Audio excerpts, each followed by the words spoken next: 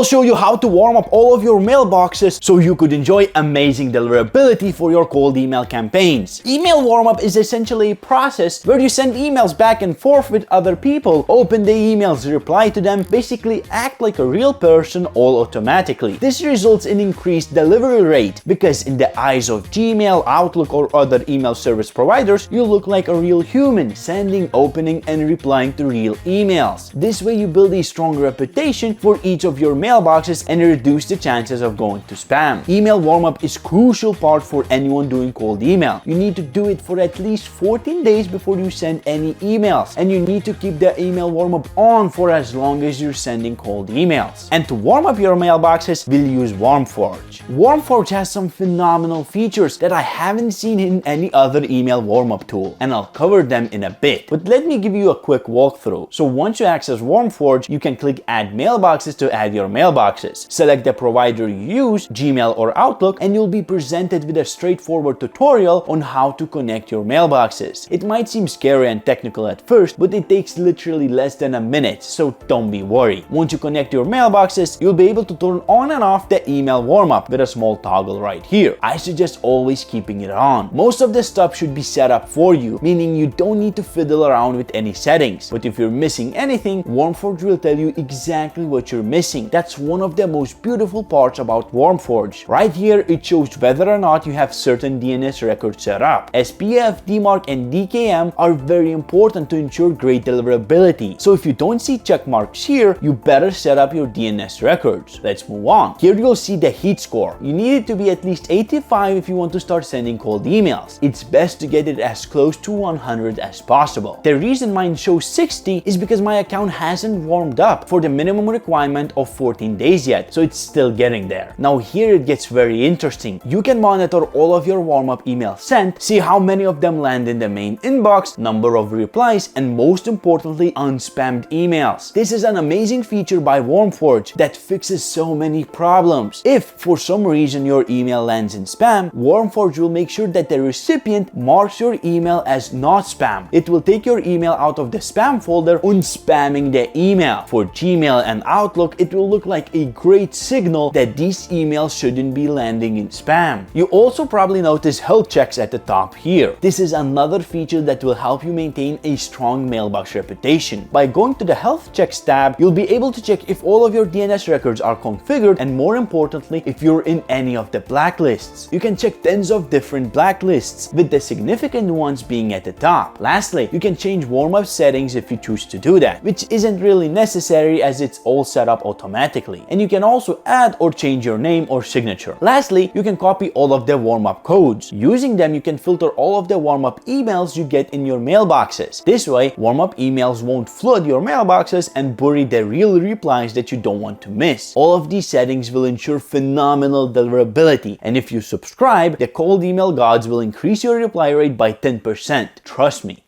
Peace.